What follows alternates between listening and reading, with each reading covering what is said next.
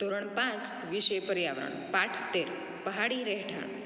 ગયા પાઠમાં આપણે ઠંડારણ અને તાશીના ઘરે પહોંચ્યા હતા. તો ચાલો આગળ શરૂઆત કરીએ. જ્યારે કોઈ વખત ખૂબ જ ઠંડી પડે છે ત્યારે અમે પણ નીચેના માળે જતા રહીએ છીએ. મેં નોંધ્યું કે નીચેના માળે બારીઓ ન હતી. છાપરાને મજબૂત બનાવવા જાડા વૃક્ષના થડનો ઉપયોગમાં લેવાયા હતા. પછી તાશી મને તેના ઘરના છાપરે લઈ ગયો. શું નજારો હતો! હું આજુબાજુ બધે સરખા સપાટ છાપરા જોઈ શકતો હતો. કેટલાક પર લાલ મરચાં સુકાતા હતા તો કેટલાક પર નારંગી, કોળા અને સોનેરી પીળી મકાઈ સૂકવ્યા હતા. તો વળી કેટલાક પર છાણા સૂકવવામાં આવ્યા હતા. તો ભાઈ આ જે ભાઈ છે એ જ્યારે તાશીના ઘરે ગયા ત્યારે તેમને જાણવા મળ્યું કે જ્યારે ખૂબ જ ઠંડી પડે છે ત્યારે તાશીને તે છે એ નીચેના માળે જતા રહે છે. નીચેના માળે કોઈ બારી ન હતી અને છાપરું મજબૂત વૃક્ષનું બનેલું હતું. હવે તાશી પાછો ઉપર તેના ઘરે છાપરા પર લઈ ગયો. ત્યારે એની આજુબાજુ છે એ બધું નોંધ્યું. તો નોંધતા ખ્યાલ પડ્યો કે ઘણી અગાશી હતી તેના પર લાલ મરચાં સુકાતા હતા. આ ઉપરાંત ઘણા અગાશી એવી પણ હતી કેટલાક પર તો છાણા સૂકવાતા હતા. તો આ અમારા ઘરનો સૌથી મહત્ત્વનો ભાગ છે. તાશીએ કહ્યું, ઉનાળા દરમિયાન અમે ઘણા ફળો અને શાકભાજી સૂકવીએ છીએ. તે સમયે અમને તાજા ફળો અને શાકભાજી મળતા નથી. જ્યારે ઉનાળામાં છે એ બધું આ સૂકવીને જે સામાન છે તે તાશીને તે લોકો રાખતા હતા, જેથી કરીને જ્યારે ખૂબ જ ઠંડી પડે ત્યારે કંઈ શાકભાજી કે તે ન મળે તો તેનો ઉપયોગ ખાવા માટે કરી શકાય. હું ત્યાં તાશી જોડે ઊભો રહ્યો ત્યારે મેં જોયું કે કેવી રીતે ઘરનો દરેક ભાગ તેમની જરૂરિયાત પ્રમાણે બનાવવામાં આવ્યો હતો. તો પણ કોઈ પણ ઘર છે એ પોતાની જરૂરિયાતના આધારે બનાવવામાં આવે છે અને અનુકૂળતાના આધારે બનાવવામાં આવે છે. હું સમજી શકતો હતો કે તે કેવી રીતે લાકડાનું તળિયું, જાડી દિવાલો અને લાકડાની છત તેઓને ઠંડીથી રક્ષણ આપી શકે છે.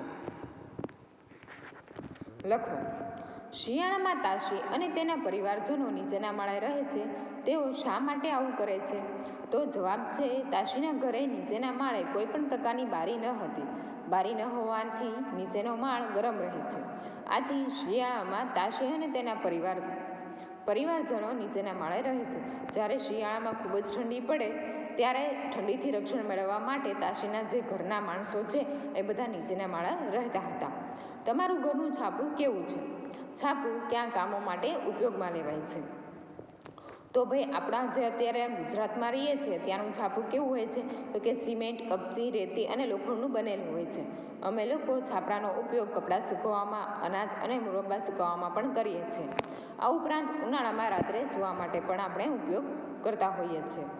દુનિયાની ઊંચાઈએ રહેઠાણ. હવે ખૂબ જ ઊંચાઈએ ચઢવાનો સમય હતો. લોનર માટે ખૂબ મુશ્કેલ સમય હતો કારણ કે રસ્તાઓ વાંકા ચૂકા, સાંકડા અને પથરાળ હતા. ઘણી જગ્યાએ તો બિલકુલ રસ્તા જ ન હતા. હું ચાંગથામના પથરાળ મેદાનમાંથી પસાર થઈ રહ્યો હતો. આ જગ્યા આશરે દરિયાની સપાટીથી 5000 મીટર ઊંચાઈએ હતી. તે એટલી ઊંચી હતી કે ત્યાં શ્વાસ લેવો પણ મુશ્કેલ હતો. મને માથું દુખતું હતું અને નબળાઈ લાગતી હતી. પછી મને તે હવામાં શ્વાસ લેવાની ધીમે ધીમે આદત થઈ. ઘણા દિવસો અમે એ વિસ્તારમાં ફરતા રહ્યા જ્યાં એક પણ માણસ નજરે પડતો ન હતો. પેટ્રોલ પંપ કે મિકેનિક પણ ન હતા.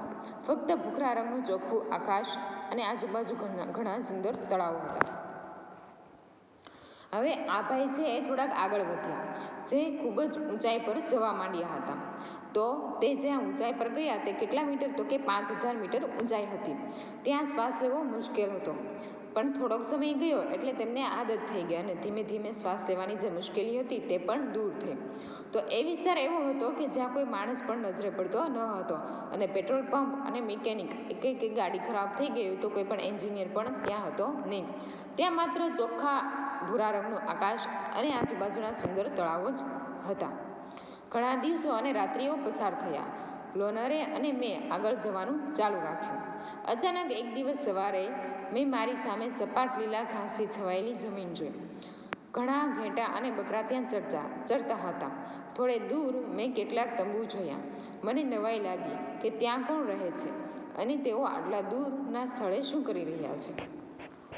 ભાઈ આ ભાઈ છે એટલા દૂરના વિસ્તાર હતા કે જ્યાં કોઈ માણસ જોવા મળતું ન હતું, પરંતુ એક દિવસ તેમને ત્યાં સવારમાં જ્યારે જાગ્યા ત્યારે લીલા ઘાસથી છવાયેલી જમીન અને આ ઉપરાંત ઘેટા બકરા જોયા તો તેમને આશ્ચર્ય થયું. હવે આપણે જ્યારે કોઈ પણ વધારે ઊંચાઈ પર જઈએ છીએ ત્યારે આપણને શ્વાસ લેવામાં તકલીફ પડે છે. પ્લસ ઓક્સિમીટર સામાન્ય માણસનું ઓક્સિજનનું લેવલ 95થી 100% સુધીનું દર્શાવે છે. આપણા ઓક્સિજનનું કંઈક માપ હોય છે, જે આપણને સામાન્ય માણસનું ઓક્સિજનનું લેવલ કેટલું હોય છે તો કે 95થી 100% હોય છે. 90% કરતાં ઓછું ઓક્સિજન લેવલ ભયજનક કહેવાય છે. વધારે ઊંચાઈ પર માણસના શરીરનું ઓક્સિજન લેવલ ઘટી જાય છે, જેના કારણે શ્વાસ લેવામાં મુશ્કેલી થાય છે, માથું દુખે છે, ઉલટી જેવી તકલીફ પણ થઈ શકે છે. આપણે જ્યાં રહીએ છીએ ત્યાંનું વાતાવરણ આપણને અનુકૂલિત હોય છે, પરંતુ જ્યારે આપણે ખૂબ ઊંચાઈ એટલે કે આપણા જે વાતાવરણ હોય છે તેનાથી અલગ વાતાવરણમાં જઈએ ત્યારે થોડોક શરીરમાં ફેરફાર થાય છે. આવી મુશ્કેલીથી બચવા માટે પર્વતારોહકો પોતાની સાથે ઓક્સિજનની બોટલ લઈ જતા હોય છે, જેના કારણે ક્યારેક મુશ્કેલી સર્જાય તો પર્વતારોહકો છે એ ઓક્સિજનની બોટલની મદદથી ઓક્સિજન મેળવે છે. પર્વતીય પ્રદેશમાં રહેતા લોકો જીવન જીવવા માટે પડતી મુશ્કેલીઓ, જે આ વિસ્તારમાં રહે છે તેમને થોડી ઘણી મુશ્કેલીઓ પડે છે. તો એમને કઈ મુશ્કેલીઓ પડે તો કે જીવન જરૂરી જે દરેક વસ્તુઓ હોય છે એ મેળવવી ખૂબ જ અઘરી પડી જાય છે. આ ઉપરાંત આરોગ્ય અને શિક્ષણ એટલે કે દવાખાના અને શિક્ષણ, શાળાએ જવું સુવિધા ખૂબ અભાવ હોય છે. રોડ, રસ્તાઓ અને વાહન વ્યવહારની સુવિધાઓનો અભાવ હોય છે. સંદેશા વ્યવહાર અને ઇન્ટરનેટની સુવિધાઓનો અભાવ હોય છે.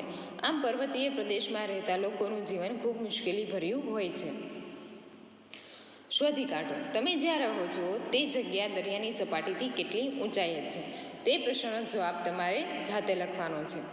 ગૌરવ જાની શા માટે કહ્યું કે આ જગ્યા એટલી ઊંચાઈ પર છે કે સામાન્ય રીતે શ્વાસ લેવો મુશ્કેલ છે? તો ભાઈ આપણે જે વાતાવરણમાં રહેતા હોય, વધારે ઊંચાઈ જઈએ તેમ હવા પાતળી થતી જાય છે અને આપણા વાતાવરણને અનુકૂલન પણ તરત આવતું નથી. હવામાં ઓક્સિજનનું પ્રમાણ ઘટી જાય છે જેમ હવા પાતળી થાય તેમ. એટલી ઊંચાઈ પર ઓક્સિજનનું પ્રમાણ ઓછું હોવાથી શ્વાસ લેવામાં તકલીફ પડે છે. આથી ગૌરવ જાનીએ કહ્યું કે આ જગ્યા એટલી ઊંચાઈ પર છે કે જે સામાન્ય રીતે શ્વાસ લેવો મુશ્કેલ પડે છે. તમે ક્યારે પર્વતીય પ્રદેશમાં ગયા છો અને ક્યાં? તો નીચેના જે તમને પ્રશ્નના જવાબ આપ્યા છે પાના નંબર 124 ઉપર તે તમારે જાતે લખવાના છે. ચાંગપા, ત્યાં હું નામગ્યાલને મળ્યો અને મને ચાંગપા વિશે જાણવા મળ્યું કે પર્વતોમાં રહેતી જાતિ છે. ચાંગપા જાતિ લગભગ 5000 લોકો જ છે. ચાંગપા જાતિના લોકો હંમેશા તેમના ઘેટા અને બકરા સાથે ફરતા રહે છે. હવે ભાઈ ત્યાંથી ગૌરવ જાની છે તે આગળ વધી અને ત્યાં તેમને ચાંગપા જાતિ વિશે જાણ્યું. તો ભાઈ આ જાતિ છે એમાં માત્ર 5000 લોકો જ છે અને આ જાતિ પોતાના ઘેટા બકરાની સાથે ફરતા રહે છે. તેમના દ્વારા જ તેઓને દૂધ, માંસ, તંબુ બનાવવા માટે ચામડું તેમજ સ્વેટર અને કોટ બનાવવા માટે ઊન મળે છે. તેઓના ઘેટા જ તેમનો ખજાનો છે. જે કોઈ કુટુંબ પાસે વધારે પશુઓ હોય તે કુટુંબ ત્યાં ધનવાન ગણાતું. આ ખાસ બકરીઓ છે, તેમાંથી તેમને દુનિયાનું પ્રસિદ્ધ પશ્મિના ઊન મળે છે. ચાંગપા તેમની બકરીઓને ખૂબ જ ઊંચી અને ઠંડી જગ્યાએ ચરાવવા લઈ જાય છે. જગ્યા એટલી ઊંચી અને ઠંડી હોય એટલા જ પ્રમાણમાં આ બકરીઓના વાળ વધુ લાંબા અને સુંવાળા હોય.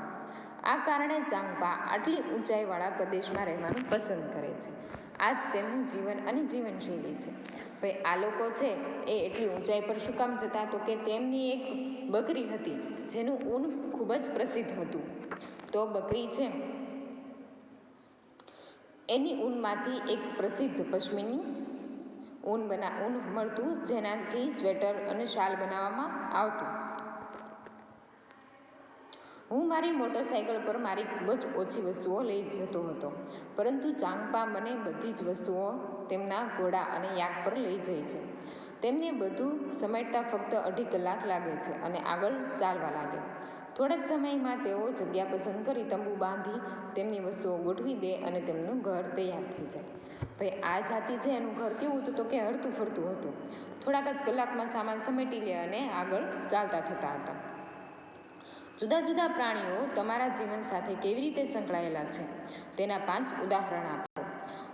ઘેટું છે તો એ આપણને ઊન આપે અને ઊનમાંથી આપણને કપડાં મળે છે. બળદ છે તો એ આપણને ખેતીકામ માટે અને ખેડૂત માટે ખૂબ જ ઉપયોગી છે. ભેંસ તો કે આપણને દૂધ આપે, દૂધમાંથી દહીં, છાશ, ઘી, માખણ મળે છે, એ માટે આહાર માટે ઉપયોગી છે. ગાય છે તો ગાય આપણને દૂધ, ગૌમૂત્ર અને છાણ આપે છે અને ગાયની પૂજા પણ કરવામાં આવે છે. કૂતરો છે એ માણસનો સૌથી વફાદાર સાથી છે. તે આપણા ઘરની રખેવાળી કરે છે. શું ઘેટાં અને બકરાને તેમની પોતાની રૂંવાટીની જરૂર પડે છે? ચર્ચા કરો. તો હા, ઠંડીથી બચવા માટે ઘેટાં અને બકરાને પોતાની રૂંવાટીની જરૂર પડે છે. રૂંવાટીની લીધે તે પોતાને ઠંડીની સામે રક્ષણ આપી શકે છે. તમે વાંચ્યું કે ચાંગથાન તાપમાન 0°C કરતાં પણ નીચું જતું રહે છે. ટીવીમાં આવતા સમાચારમાં ભારતના શહેરો અને અથવા બહારના દેશો કે જ્યાં તાપમાન 0°C કરતાં નીચું હોય તે શોધો અને તમે કયા મહિનામાં આ જોવાની ઈચ્છા રાખો છો? ભાઈ આ જવાબ છે એ તમારે જાતે લખવાનો છે. શ્રીનગર તરફ મેં થોડા દિવસો ચાંગપા જાતિના લોકો સાથે વિતાવ્યા, પરંતુ દુર્ભાગ્યે હવે મારે આગળ જવાનો સમય આવી ગયો હતો. મારી પાછા ફરવાની સફર મને દુનિયાના આ ખાસ પ્રકારના ભાગથી દૂર શહેરો તરફ લઈ જશે, જે તદ્દન જુદી જ દુનિયા જેવું લાગે છે. આ વખતે મેં લેહથી જુદો રસ્તો લીધો. હું શ્રીનગર તરફ કારગિલ પર થઈને જતો હતો. મેં બીજી ઘણી અદ્ભુત ઇમારતો અને જુદા જુદા ઘર જોયા. હું શ્રીનગરમાં થોડા દિવસો રહ્યો. હું ત્યાંના ઘર જોઈ નવા પામ્યો. તેમણે મારું દિલ જીતી લીધું. કેટલાક ઘર પર્વતો પર હતા તો કેટલાક પાણી પર હતા. મેં તેમના ઘણા ફોટા લીધા અને મારો ફોટો આલ્બમ જુઓ. ભાઈ આ ભાઈ છે આ વખતે અલગ રીતે પાછા જવાના હતા. જ્યાંથી આવ્યા હતા ત્યાંથી પાછા જવાના ન હતા. તે શ્રીનગર તરફથી પાછા જવાના હતા. તો ત્યાં તેમને ઘણું અલગ ઘર જોયા અને તેમનો આલ્બમ બનાવ્યો. તો તમે જોઈ શકો છો કે શ્રીનગરથી જેમ તેમને ફોટા લીધા એમનો આલ્બમ. તો પહેલો ફોટો છે, જે મુસાફરો શ્રીનગર આવે છે તેઓ હાઉસબોટમાં રહેવાનું પસંદ કરે છે. હાઉસબોટ 80 ફૂટ લાંબી અને લગભગ 8 થી 9 ફૂટ પહોળી હોય છે. ભાઈ જે ઘણા ફરવા આવે છે લોકો તે હાઉસબોટમાં રહેવાનું પસંદ કરે છે. તે કેટલી તો કે 80 ફૂટ લાંબી હતી અને 9 થી 8 ફૂટ પહોળી હતી. પછીનો ફોટો છે, શ્રીનગરના ઘણા પરિવારો ડોંગામાં રહે છે. આવી બોટ દાલ સરોવર અને ઝેલમ નદીમાં જોઈ શકાય છે. ડોંગાની અંદર જુદા જુદા ઓરડાવાળું ઘર હોય છે. આપણે જેમ સામાન્ય ઘરમાં રહીએ છીએ ત્યાં શ્રીનગરના જે લોકો છે એ ડોંગામાં રહે છે અને ત્યાં વસવાટ કરે છે. પછી ત્રીજો ફોટો છે, ત્યાં થોડા જૂના ઘરમાં ખાસ પ્રકારની બારીઓ હતી જે દિવાલોની બહાર નીકળે છે, જેને ડબ કહેવાય છે. તેમાં સુંદર ભાત હોય છે. ત્યાં બેસીને મજા માણવી અદ્ભુત છે. ભાઈ આપણે જેમ બારીઓ અંદર દિવાલમાં જણાયેલી હોય છે તેવું ત્યાં નહોતું. તો બારીઓ છે એ દિવાલની બહાર હતી અને બહાર બારી હતી ત્યાં માણસો બેસીને અદ્ભુત નજારાનો અનુભવ કરી શકતા હતા. આ ઉપરાંત પછીનો પહેલો ફોટો છે, ત્યાં કાશ્મીરના ગામડાઓમાં કાપેલા પથ્થરોમાં એકબીજા પર ગોઠવી તેના પર કાદવ લગાવી ઘર બનાવવામાં આવે છે, જેમાં લાકડું પણ વપરાય છે. ઘરના છાપરા ઢાળવાળા હોય છે. તમે ચિત્રમાં જોઈ શકો છો કે કેવી રીતે કાદવમાંથી પણ ઘર બનાવવામાં આવે છે. પછીનું ચિત્ર છે, અહીં જૂના ઘર પથ્થર, ઈંટ અને લાકડાના બનેલા હતા. દરવાજા અને બારીઓમાં સુંદર મહેરાબ હતા. એટલે તમે ચિત્રમાં જોઈ શકો છો કે મહેરાબ કોને કહેવાય. સુંદર દરવાજા અને જે ઘર છે એ પથ્થર અને ઈંટો અને લાકડામાંથી બનાવેલા હતા. પછી છે છેલ્લે નીચેનું ચિત્ર કે હાઉસબોટની છત પર અને કેટલાક મોટા ઘર પર લાકડાની સુંદર કોતરણી થયેલી હતી. આ ભાતને ખતમ બંડ, જે જીગસો કોયડા જેવી ભાત હોય છે, તે કહેવામાં આવે છે. હવે અલગ અલગ વિસ્તાર હોય તેમ અલગ અલગ ભાત અને રીતભાત પણ હોય છે. કાશ્મીરમાં શ્રીનગરમાં તે જ્યાં ગયા ત્યાં અલગ અલગ જગ્યાના ફોટા પાડી અને અલગ અલગ જગ્યા વિશે જાણીએ તેમનો આલ્બમ આપણે જોયો. જ્યારે મેં મુસાફરી ચાલુ કરી તો મેં અનુમાન નહોતું કર્યું કે કોઈ એક રાજ્યમાં જ મને આટલા પ્રકારના ઘર જોવા અને રહેણાંક કહેણી જોવા મળશે. મને લેહમાં પર્વતો પર રહેવાનો અને શ્રીનગરમાં પાણી પર રહેવાનો અદ્ભુત અનુભવ થયો. મેં જોયું કે કેવી રીતે બંને પ્રકારના ઘર તેના વિસ્તાર અને આબોહવાની અનુરૂપ બનાવવામાં આવ્યા હતા. તો ભાઈ દરેક વિસ્તાર છે એ પોતાની આબોહવા અને વિસ્તારને અનુસરીને બનાવવામાં આવ્યા હતા. તો આ ભાઈ છે એને બધા પ્રકારના અનુભવ થયા. એક તો પાણી પર રહેવાનો અને બીજો પર્વત પર રહેવાનો. પરત મુસાફરી. હવે પરત જવાનો સમય હતો. જમ્મુમાં મેં જેવા ઘર મુંબઈમાં જોયા હતા તેવા ઘર જોયા. સિમેન્ટ, ઈંટ, સ્ટીલ અને કાચના જ. આ ઘર ખૂબ જ મજબૂત હતા, પરંતુ સદનસીબે તે ઘર જેવા લેહ અને શ્રીનગરમાં જોયા હતા તેવા ખાસ ન હતા. એક લાંબી મુસાફરી પછી હું લોનરને મુંબઈ પહોંચવા આવ્યા હતા. હું ભારે હૃદયે પરત આવતો હતો. મને એ પણ અનુભવ થયો કે મારી મોટરસાઇકલ પણ પાછું આવવું નહોતું. મેં કેમેરામાં થોડી યાદો લઈને આવ્યો હતો અને ખરેખર આ અંત નહોતો. હવે પછી જ્યારે લોનર અને હું શહેરથી કંટાળીશું ત્યારે ફરી આવા મુસાફરીનું આયોજન કરીશું. હવે આ ભાઈ છે પરત ફરતા હતા ત્યારે તેમને દુઃખ હતું કે આટલી સરસ જગ્યાએ હું ફરીને આવ્યો. હવે ફરીથી પાછો હું મુંબઈ એ જ સિમેન્ટ, ઈંટ અને સ્ટીલના કાચના મકાનોમાં અને એ જ ગળદીવાળા વિસ્તારમાં હું જઈશ. અને હવે ફરીથી જ્યારે હું કંટાળીશ ત્યારે બીજી મુસાફરી કરીશ તેવું તેમને જાણવા મળ્યું. હવે તમને પાના નંબર 129 પર ચિત્ર આપેલું છે. તો એ ચિત્ર છે કાશ્મીરની દરેક ગલીઓમાં બેકરી હોય છે.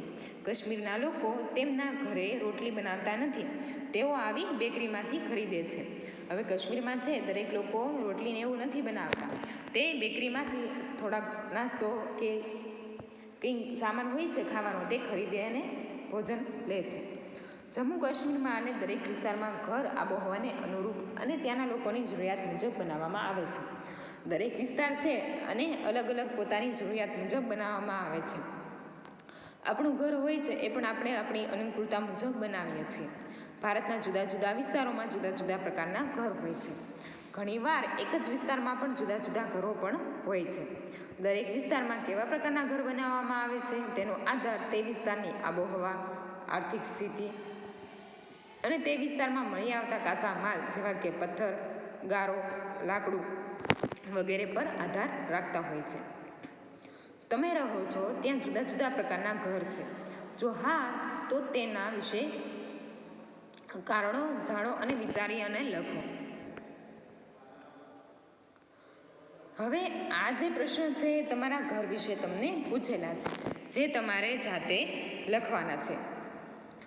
ચર્ચા કરો અને લખો. આ ચિત્ર જુઓ. તમે ચિત્રમાં કોઈ ઘર જોઈ શકો છો.